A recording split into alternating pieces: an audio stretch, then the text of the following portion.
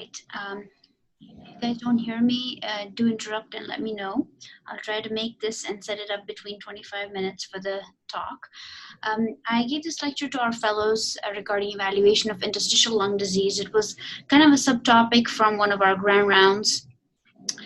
The objectives for the talk today, just basics of what is ILD, its types, when to suspect it, how to evaluate the patients for and with ILD, what tests to order and how to follow up.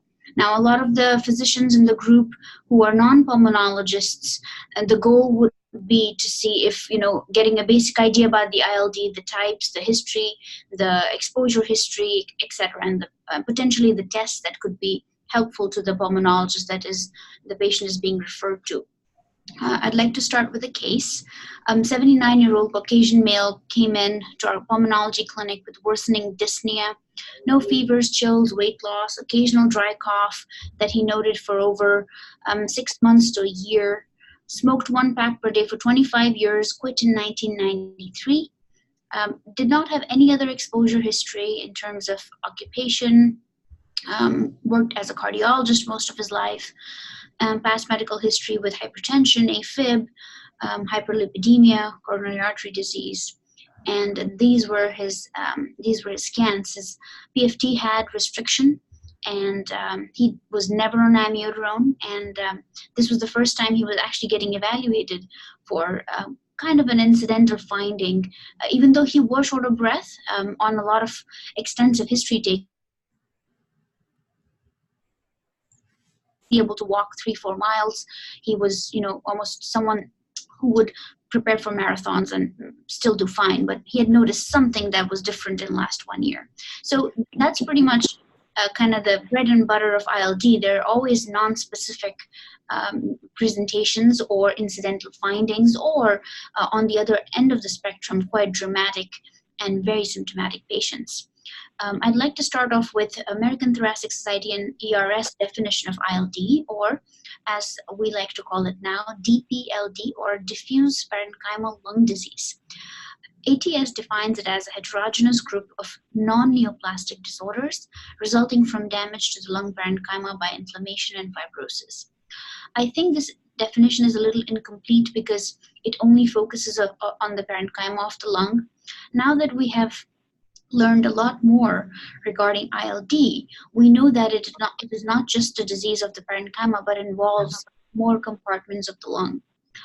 ERS has a more extensive definition: non-infectious, non-malignant disease that can basically affect all 3 compartments of the lung, and by 3 compartments here, they mean the histological compartments, the endothelium, the interstitium, and the epithelium, eventually leading to increased cellularity, followed by connective tissue in the terminal portion of the lung, or fibrosis in the terminal portion of the lung. Quickly, I have some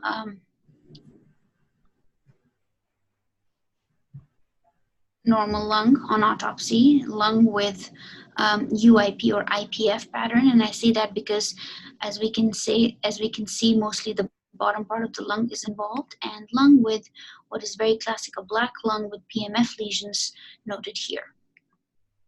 I think this is one of the most important slides and one of my favorite slides because it helps you divide this very rare diagnosis of interstitial lung disease and categorize it.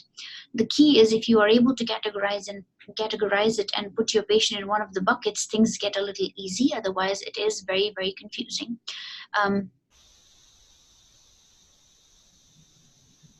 Known and etiology unknown.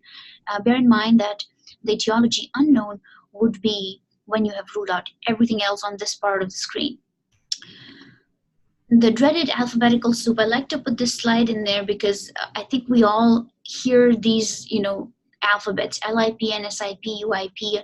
If you're not a trained pulmonologist, this is just, alphabetical soup. If you're a trained pulmonologist, you know what it means, but at the same time, this is not the end all be all. I believe this is exactly the last part of the ILD that one should be worried about, and we'll get back to them towards the end of the presentation. Physicians have recognized over the years that ILD has been there and present for over 100 years. There are more than 200 clinical entities, and actually each year we're adding more and more as we are becoming more sensitive to picking up on interstitial lung disease patterns. There are different ways of categorizing this disease, and this is one of the this is actually an older pie chart. It was from 2010 that had at least looked at, if you were to look at all the ILD, what is more common, what is less common. And as you see, idiopathic pulmonary fibrosis takes a big chunk, so does chronic HP and sarcoid. I believe connective tissue ILD is more under-recognized, and as we are looking at data more and more, CTD ILD is actually a bigger portion in this pie than we know. Pneumoconius is about 10%, and other ILD is about 10%. So most commonly, the question that we have is how will the patient present? Well, as in pulmonary medicine, patients just present with non-specific complaints. Either they're short of breath, they're dyspneic on exertion, they have progressively lost their functional status. And a lot of times, like our case, our patient had an incidental finding on a lot of history taking and teasing out the details of his daily activities. You pick up on the fact that he has been short of breath for about 6 months to a year.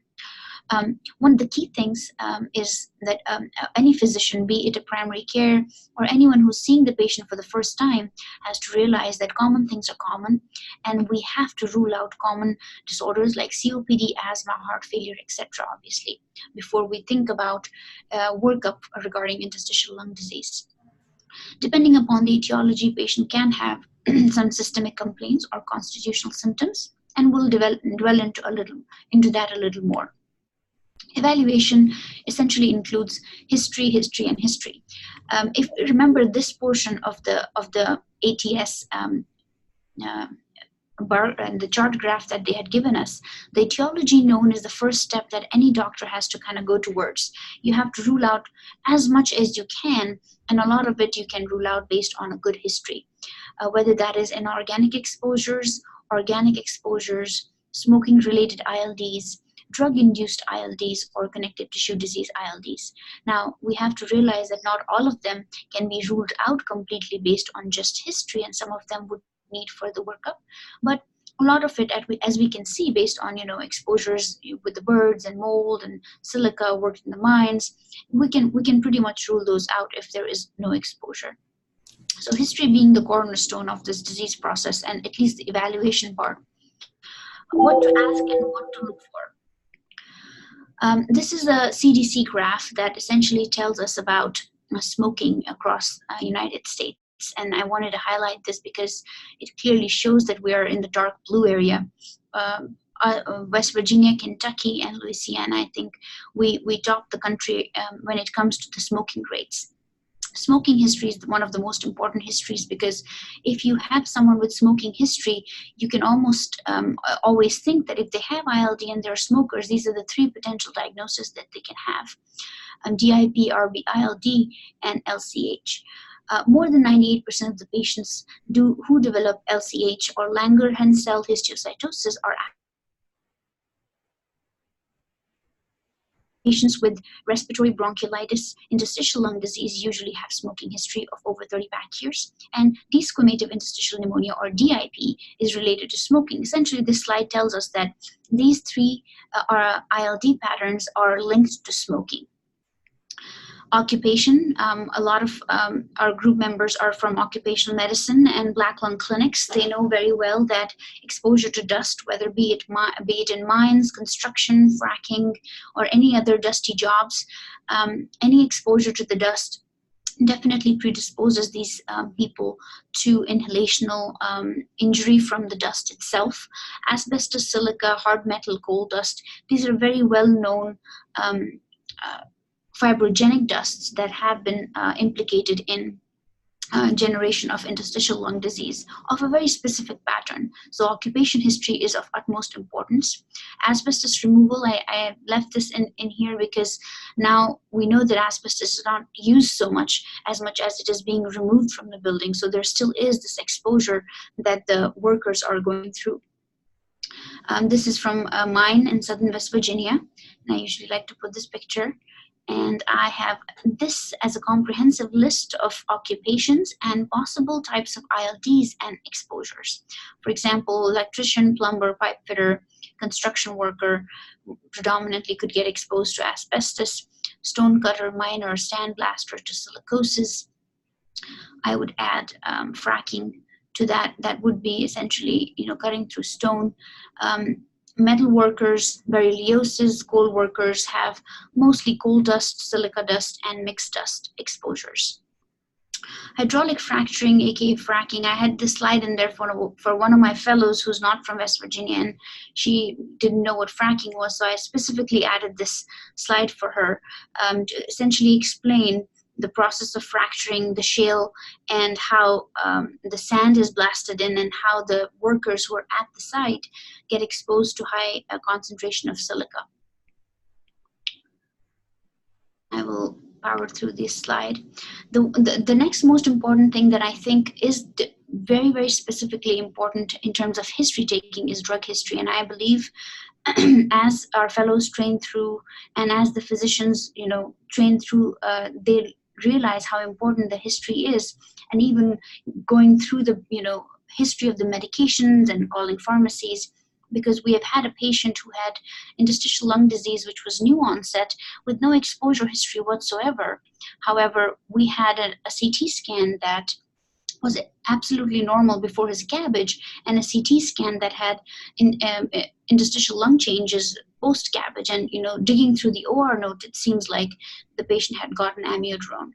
So history of recurrent UTI is very common because we know that most of the literature that is based on drug-induced ILDs is actually from nitrofurantoin. History of AFib, because we know amiodarone is a pretty big fibrogenic drug which affects multiple organs, and lung being one of them. Any history of cancer, chemoradiation, or both. I would include the newer agents or immunotherapeutic agents that tend to cause more acute pneumonitis, but there are some reports where pneumonitis has progressed to fibrosis. This is pneumotox.com is actually a very good resource online that has collected varieties of medications and their case reports and abstracts or any studies that have been done related to pulmonary toxicity. Now, this is a kind of a list of things that could essentially cause interstitial lung disease. This is a pretty long list, and most of the times, it's easier to think of major, most common things, one of them being nitrofurantoin, amiodarone. If you look at the anti-inflammatory, remember to look at the drugs that are connective tissue patients are on. Drugs of abuse, I think this is a bigger problem that we're seeing now as compared to maybe 10, 15 years ago with the use of cocaine, heroin, or exposure to talc because of the way the heroin was used, etc. The reported incidence of drug-induced ILD is actually very variable. If we look at the literature, it goes anywhere from 1% to 60%. So that's a big swing. A rank order list of the medications, if we were to put them in a list, would be cancer drugs being the top culprits, DMARDs or disease-modifying agents, cardiac medications, and antibiotics. Risk factor, are there some patients who are at higher risk? Yes. Older patients, patients who have smoking history, underlying lung disease, dose-based, especially we know that this is true when we're talking about, for example, nitrofurantoin, patients who are on chronic dosing, or amiodarone, patients who are on higher doses. And males more likely than females. Next up would be systemic disorders, essentially constitutional symptoms or more systemic inflammatory disorders that affect the lungs. Here's the list, and this is not the only limited list, but this is something we see. Sjogren's, polymyositis, dermatomyositis, not so much, but yes, we do see that occasionally. Any prior diagnosis of autoimmune disease or vasculitis should trigger a physician's thought process in terms of if this is the main reason why the patient has ILD. Small joint pain, stiffness, skin rashes, trouble swallowing food. All these historical pointers can help us at least come up with a differential in our patient. 15% of patients with connective tissue disease will have clinically significant ILD. It is a very significant number because a lot of times patients don't have findings of connective tissue disease, but have presence of ILD. So it does become important for any physician to go back and readdress the questions related to connective tissue diseases. The incidence of ILD actually has gone up, 4.46 per 100,000 between 1995 to 2000 to 12.32 per 100,000. One of the potential reasons for this is actually the sensitivity of physicians to pick up more on this rare disease in patients with connective tissue diseases. And we cannot discount the fact that we have more drugs in the market, we have more chemotherapeutic agents. That is the top contender in causing the diseases. In connective tissue diseases, there is a little catch-22, one being the disease itself can cause interstitial lung disease.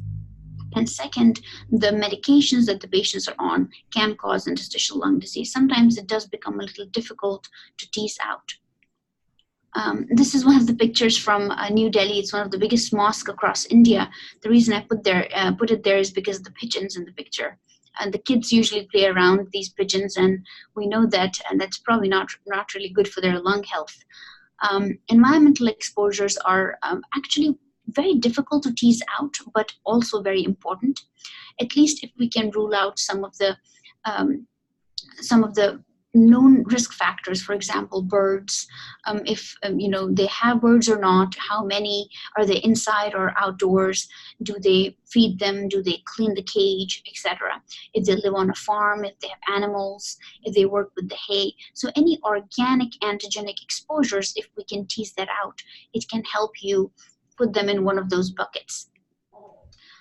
Bird breeders' lung, this is just a list of other exposures: farmer's lung, office worker's lung because of the humidifiers, and hot tub hypersensitivity pneumonitis.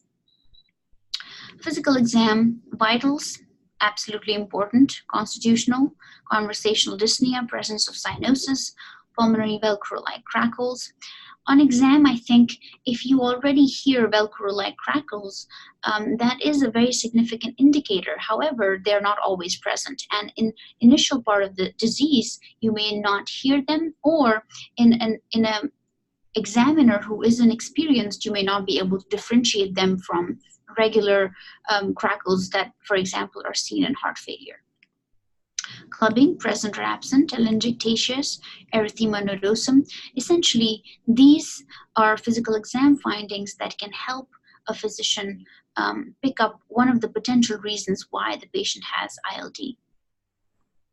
Imaging, well, as I said, it can be an incidental finding on imaging, or once we have established that something's wrong with the patient, they're short of breath, they have clubbing, they have Raynaud's, and now what next? Imaging is usually our next modality. It's good to start with an X-ray just because we can get subsequent X-rays and compare them. However, X-rays can be really underwhelming. We can see an absolutely normal X-ray with pretty much nothing wrong, and if we get a CT scan on the patient, we see a lot more disease. But in advanced cases, X-rays can be very classic. HRCT is usually our standard image that we would like to get so that we can quantify the disease, we can help the diagnosis, and we can potentially pick a biopsy site if the patient qualifies.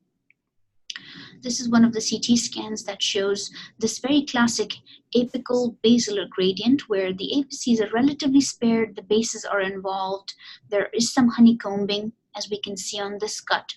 So as per the ATS, the statement that they have issued, if we have ruled out every other etiology known ILD, that we don't have any exposures, we don't have any connective tissue diseases, no drugs involved, so we're kind of heading towards the degree, we can actually diagnose IPF just based on imaging, with the help from radiologists, obviously, because they have to give us a probable, possible, and potential diagnosis for UIP. This is another CT scan that shows that, well, this is almost the opposite of this one, where the apices and the midzones are more involved. Sees something like a conglomerate or a mass, which, just by looking at this, I'm thinking of potentially a coal mine or silica exposure and an early PMF on the left side. This is another way of looking at ILD. Now, is it upper lobe predominant or is it lower lobe predominant? And in your mind, you can think about upper lobe predominant includes sarcoid, silicosis, Kohlwerker's pneumoconiosis, hypersensitivity pneumonitis, Langerhans cells, borreliosis, and chronic eosinophilic pneumonia. However, lower lobe is more, well, either heavier fibers, as we see in asbestos, connective tissue disease, or more systemic diseases, non-specific interstitial pneumonia, and UIP-IPF. Pulmonary function test will actually, if you look at PFTs of a patient who has interstitial lung disease, you will find there is a wide variety. There is a group that will have normal spirometry with mildly deranged DLCO. Those are the patients who are probably at the initial stage of their disease and are very early in the disease process. And then there are patients who are fairly late, and you already see some restriction, and you may or may not see some obstruction. Serum workup, I think this is one of the important things that, as a pulmonologist, if you receive a patient or you see a patient who has been evaluated by their primary care or the first physician who picked up on this ILD, I think this usually becomes helpful if there's any suspicion of connective tissue diseases, getting ANA, at least the ANA rheumatoid factor as baseline, and then subsequently, based on if the ANA RF are positive, we take the tests forward.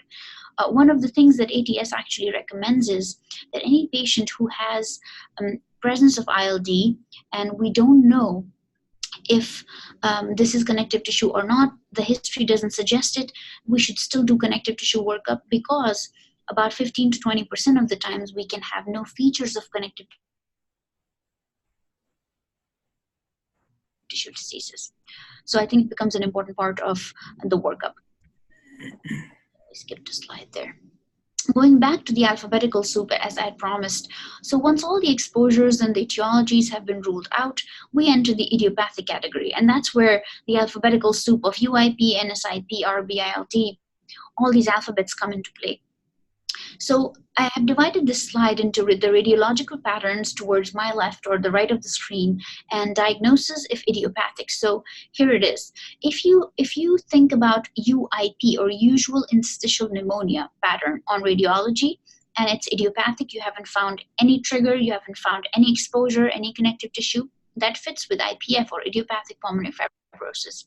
NSIP, which is another pattern on radiology and on pathology, when it is idiopathic, it can fit into NSIP, idiopathic NSIP. However, NSIP is one of the most common patterns that we will see on patients with connective tissue diseases.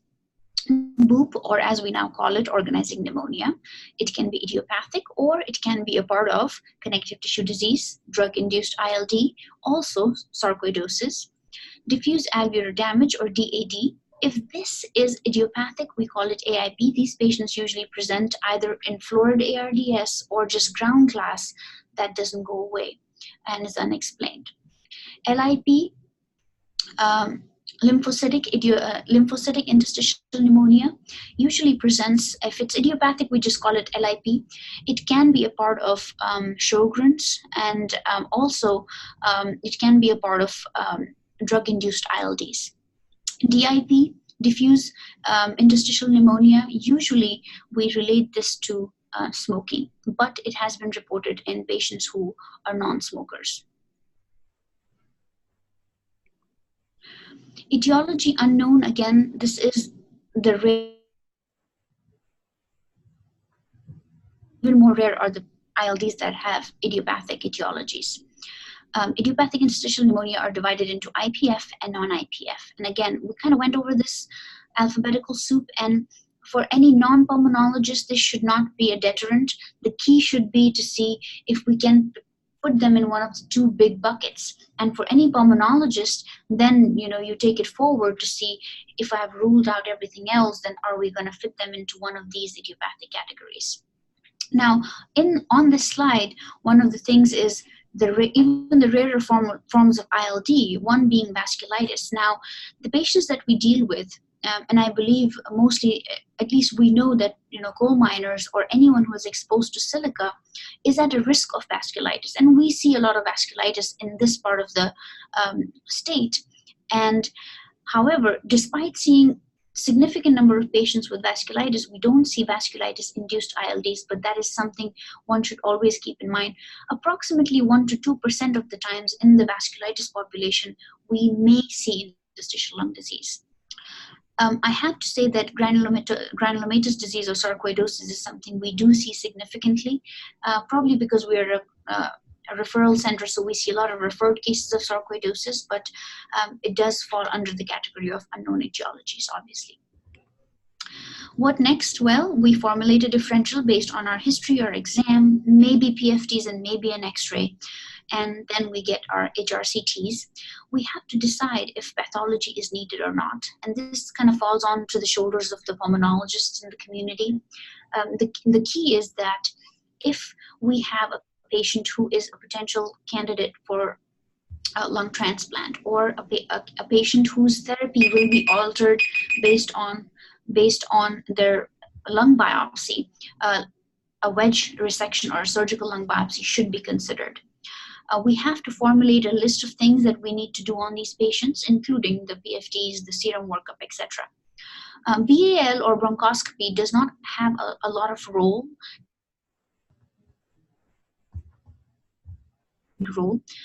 There are some centers that are doing cryobiopsies that again are only being seen that the centers that have high volume, they do cryobiopsies a lot and have a trained pathologist who is tuned to reading these pathologies. Maybe they have a better rate of avoiding a wedge resection. Otherwise, surgical wedge resection is still the standard of care.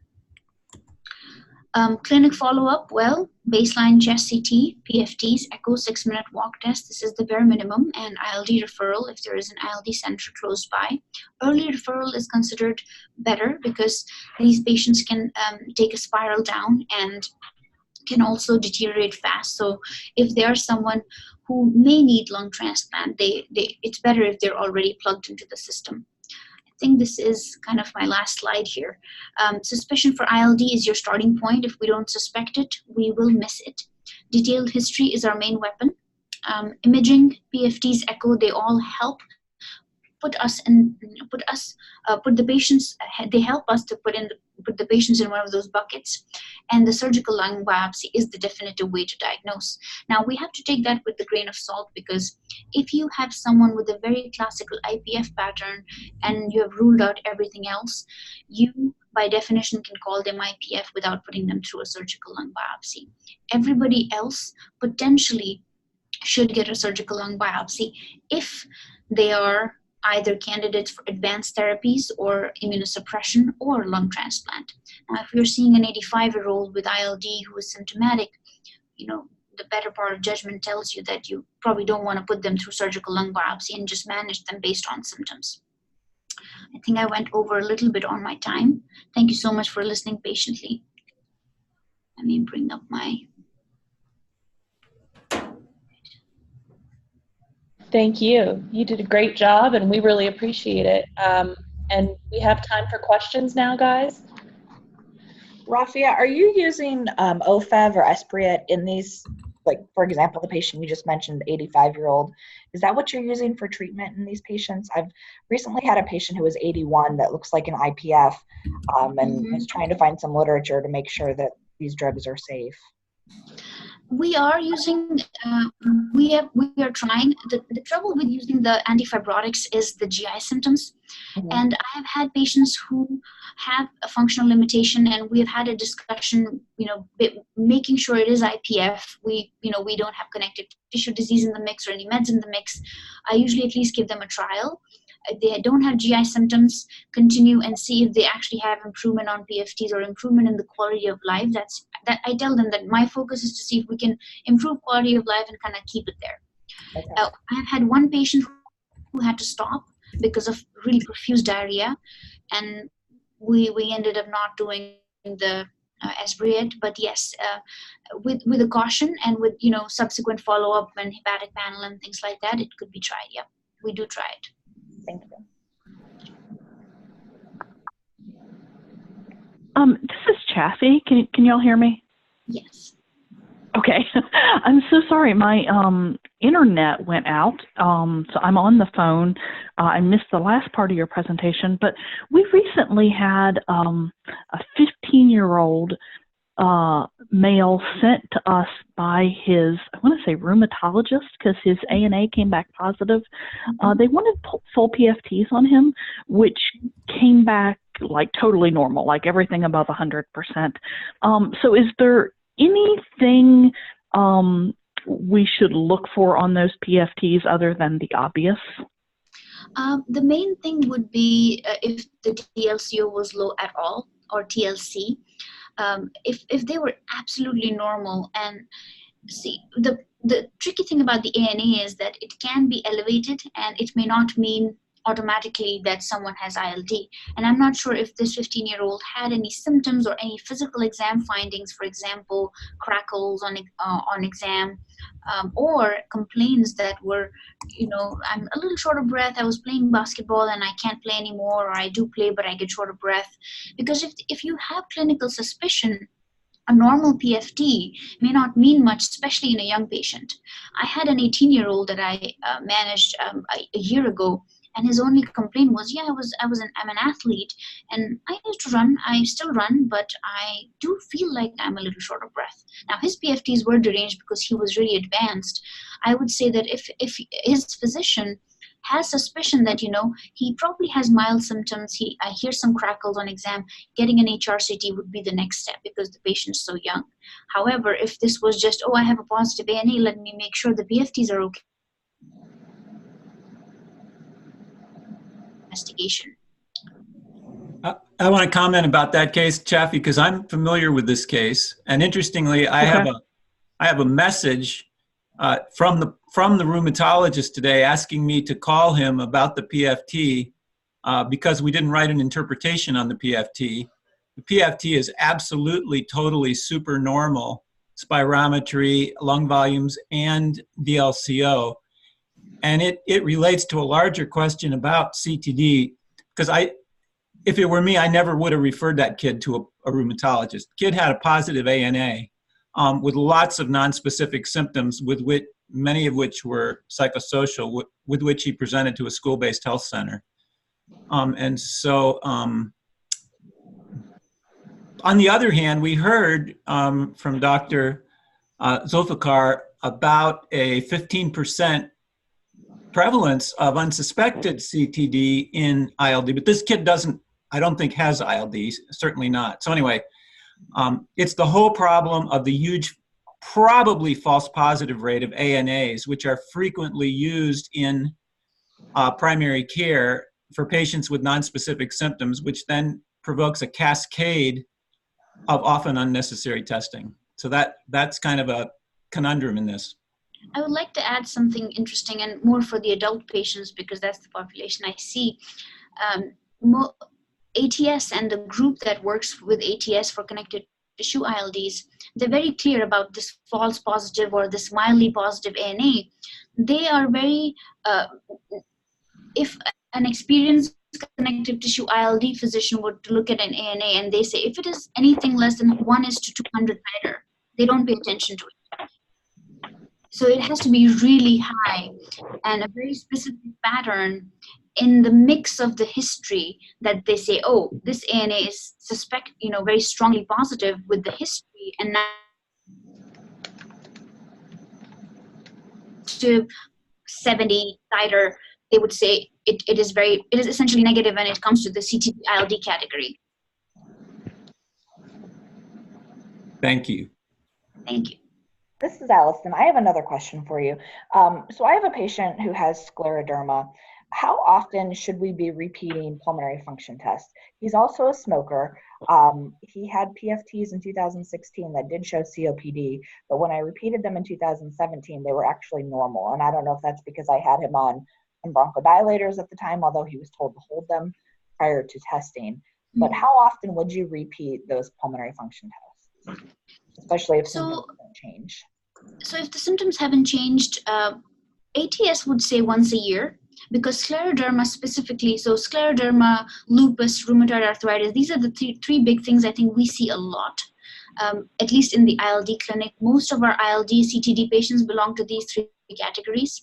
And if anyone has scleroderma, echo and PFTs kind of become the cornerstone, and we at least like to do PFTs yearly. If they are someone who have had 3 subsequent PFTs that are absolutely normal, then space it out once in 2 years or something. Other than, if they're symptomatic, obviously, do it sooner.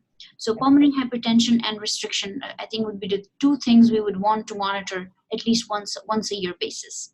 Okay, thank you. Excellent. Thank you again, Rafia. We really appreciated that. That was wonderful. Well, thank you for listening to me patiently. Caitlin, I have another question, although I'll bet that there's other people who have questions too, because this provokes so many things about internal medicine in general. But a question I do have, a kind of wicked question for you, Dr. Zulfikar, is it seems like we have a disease here that has a deeply entrenched misnomer. Mm-hmm. And if it were up to you, what would you rename this condition? Because we're talking about interstitial lung disease, which the whole disease is named by a single compartment, and we're told it affects all 3 compartments. 3 compartments. So if it were up to you, how would you rename this? I think DPLD does cover some of it, diffuse parenchymal lung disease, but not all of it. We have in the mix sarcoid, we have in the mix silica, we have in the mix co-workers pneumoconiosis. So I think it is overall fibrotic lung disease. I think it is fibrotic lung disease. Now, which compartment does it affect? We look at co-workers lung disease. I think we have the airway involvement, we have vascular involvement, we have parenchymal involvement. If we talk about connective tissue diseases, again, we have vascular involvement, we have parenchymal involvement. We have, if you talk about vasculitis-induced ILD, we even have central airway involvement. So I think it is fibrotic lung disease. Now, what all does it include and what all does it disease is dependent on what is the etiology. But yes, we have moved away at least from ILD to DPLD, diffuse parenchymal lung disease. Okay, great. I have 2 more questions. They're kind of related, and it has to do with the drugs that cause diffuse parenchymal lung disease, mm-hmm. and particularly amiodarone. Mm-hmm. And so you commented on one case where, pouring through the records, it was found that the patient had received amiodarone intraoperatively. Mm-hmm. So my question, the first part of the question is, does that mean that a isolated exposure to amiodarone can actually provoke this disease, you think? And the other question, for all the clinicians out there, does anybody know an indication for amiodarone in a patient with chronic atrial fibrillation? Because nursing homes are filled with people who are on chronic amiodarone in chronic atrial fibrillation, and nobody's had the guts to stop it. And so my question for you is about isolated exposure, and for the whole group, any indication for amiodarone in people with chronic atrial fibrillation? To address the question of isolated exposure, actually, we were surprised to see the trajectory of the patient's case. Thankfully, we had a CT scan before CABG. CABG happened, but patient is short of breath post-CABG, and then there were changes on the CT scan. We actually did not think this was amiodarone related. And to add to the mix of confusion, it was unilateral. Only the right lung was involved. So we're like, oh, this is infection. We bronch him, we BAL him, didn't find anything, treat him with antibiotics. And 6 months later, the patient comes to clinic. He has fibrotic changes on his right lung. This was clearly not an infection. When we went back, he had received only 1 dose of amiodarone. We looked at his liver, discussed with our chest radiologist, and she said, yeah, the liver actually looks like it has amiodarone. 6 months later, the Hounsfield units have changed. So we, by exclusion, put him in the category of case reports of one-time exposure of amiodarone causing lung toxicity. So there are case reports, about 4 or 5 of them, that have reported that. It is not very common, but it is present. We did have to rule out other reasons. We did have to rule out other etiologies. Any indication for amiodarone in chronic rate-controlled atrial fibrillation? Anybody? Not that I can think of. I have seen patients who have been tried and failed on other meds, and amiodarone is the only thing that controls their AFib as per their cardiologist. I think that's when I step back and see, okay, we'll kind of monitor you, do your PFTs every now and then. But other than that, I think it should, as a pulmonologist, I don't like the drug. Thank you. Thank you. Awesome. Chaffee, I know your internet went out, so I want to ask you, do you want to discuss the case with the PFT I have? I do. I'm on my cell phone, and my cell phone is also spotty. So, yeah, if you want to pull it up, I think it will be quick, and I do have it like in PDF form, so I can look at it as well. So this is a kind of otherwise healthy 26-year-old that we were doing. Yeah, 26-year-old that we were doing a PFT on. And actually doing the PFT, I would say it was a maximal effort. However, it seemed really inconsistent. And as he would breathe out, there was this like kind of flapping sound. And so I said, is your tongue in the way? And he said, no. I took one of these one time before, and they couldn't get a good test, and so because it did this, it was just real odd, like, and I had never had that happen to me on a PFT, and so I wanted to see if anybody else had that experience, and sort of this is a kid that had no shortness of breath, no other symptoms. He did say that. I think some of his family members also had difficulty doing a PFT. So I wondered if, kind of similar sort of issue, if there was some sort of airway abnormality that could cause this in someone who otherwise appears to be healthy. Do we have flow volume loops that we can look at? I think it is maybe 3rd and 4th pages. Caitlin, maybe if you go to the 4th page, you can kind of see the. We see one now. Yeah, we see it. Okay.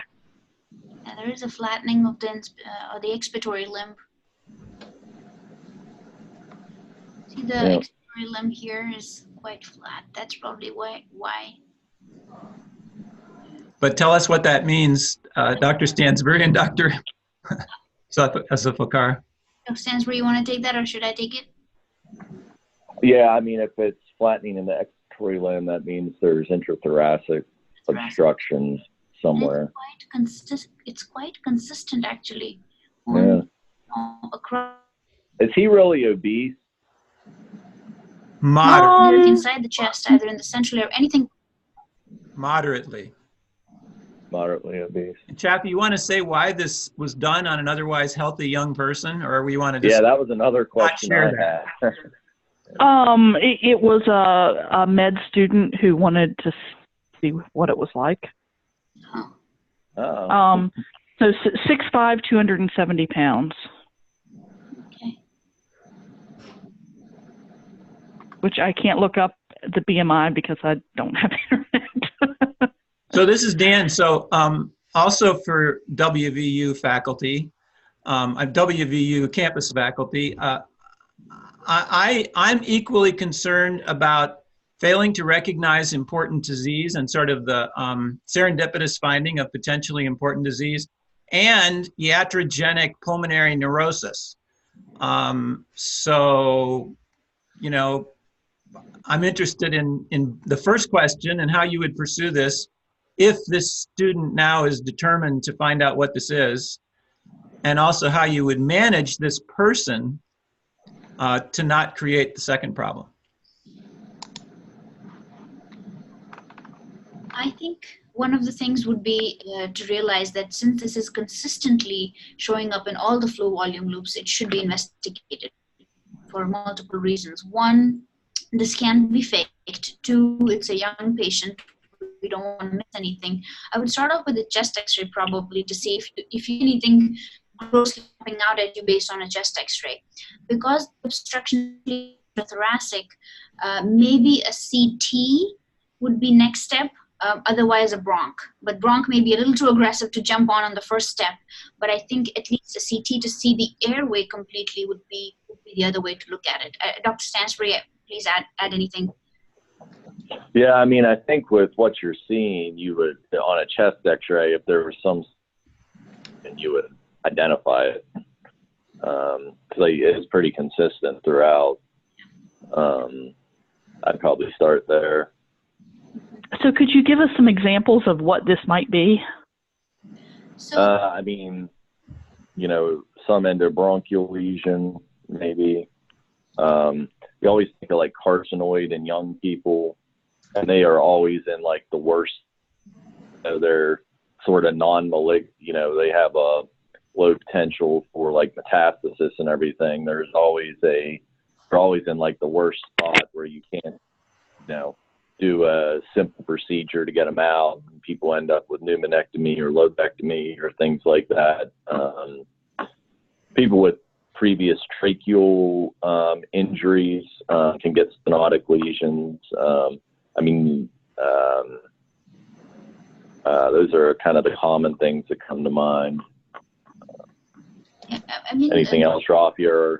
The more uncommon things, which again are rare, like airway polyps. So anything below the vocal cords is intrathoracic, and anytime we're trying to breathe out because our chest is creating this positive pressure, if there's anything blocking your airway inside the chest, it clogs off half or more than half of the airway, and you make this whistling sound that you were able to hear, and the loop appears flat. So anything in the central airway, as Dr. Stansbury said, carcinoid is actually something we see. Hamartomas, polyps are rare, but is a possibility. In younger patients, because it's part of our trachea, chondromas, chondrosarcomas, again, this is all rare stuff and probably very scary for a young patient to hear, but definitely should be investigated because this is very consistently flattened. Hopefully that helps. Chaffee, has he had any type of surgeries or been intubated for any reason? No. I don't think any kind of major abdominal or thoracic surgeries. And I don't think it's been intubated ever. He did say, like I said, that his, I think mother and aunt had a similar problem. Is there anything hereditary? Interesting. It could be an abnormality. Yeah, I'm trying to think. Not that I'm aware of. And I think of a kid in fellowship who had a carcinoid that was discovered because he got hit by a car crossing the road, and he got a full body CT scan and ended up finding a carcinoid. But and that's, I think, how most of them are found, is incidentally they get a CT scan for some reason or a PFT and undergo this investigation.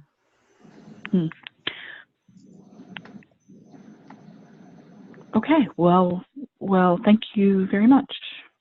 Chaffee, since we're near the end, yeah, thank you very much for that case. And Chaffee and I were both stumped, and Dr. Zefilkar and Stansbury, you've given us great insight into that. Would you just want to mention our meeting on October 25th? Sure. So we are having our annual CEO and clinical staff meeting kind of combined in that we're doing it in the same space at the same time. And we have, I think Eric Stockton is going to join us, and I know a number, Kim Tiemann and Grace Andorni, Koppel and Ted Koppel have all been invited. And so usually what we do is kind of have those two meetings in separate rooms in the same building and then come together for the last maybe half an hour or so. So anyone who would like to join us is welcome. that what you want me to say, Dr. Doyle, or did you have?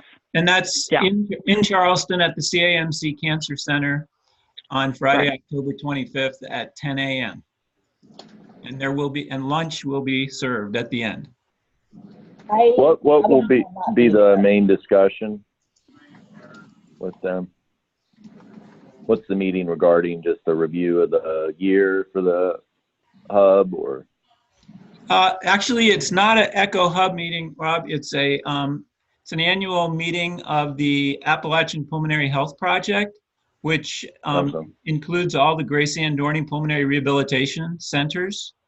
And so it's a time to, one thing is just to look over how we're doing in terms of carrying out our mission of providing pulmonary rehabilitation in rural areas. What's the activity of the different sites? How are people doing? How are people doing financially because of the great difficulties with reimbursement for pulmonary rehab and cardiac rehab in primary care settings? Eric has recently joined as a person for Grace Ann for the Dorney Koppel Foundation, so it'll be his first time meeting, or it's an opportunity for him to meet with most of the CEOs in one place and hear about their plans. Chaffee's been doing a big project on quality assessment, internal quality assessment. She's going to talk about that. And then we've been working a lot on school-based anti-vaping education using a national Catch My Breath curriculum. And so it'll be report on that. And then hopefully just concerns, challenges facing the CEOs at the different rural hospitals and FQHCs who are providing pulmonary rehab, and some also providing cardiac rehab. Okay. Yeah, and more administrative and programmatic than clinical. I mean, we may talk about a few clinical challenges, but it is not primarily a clinical meeting. Okay. And Kathy, I think I've already told you that I will likely not be there. Yes, you have other priorities, don't you? I do. Hey, when are you due? I'm due October 22nd, so. Okay, well, I hope that you are recuperating well with your baby at home by our meeting. So. If I can, I will try to join by phone, but I'm not certain that that'll be a possibility either. Yeah, Allison, no pressure at all. Did you get to talk to that reporter? No, I have not talked. I'll reach out to her today because I haven't heard from her. Okay, great. But I did participate in Ted Koppel's Pennies campaign. Oh, how'd that go? I think it went really well. He was in town, not this past Friday, but the Friday before, and he interviewed 8 of my patients and myself to be part of this campaign, which, for those of you who don't know, has to do with COPD and the funding for the COPD. So.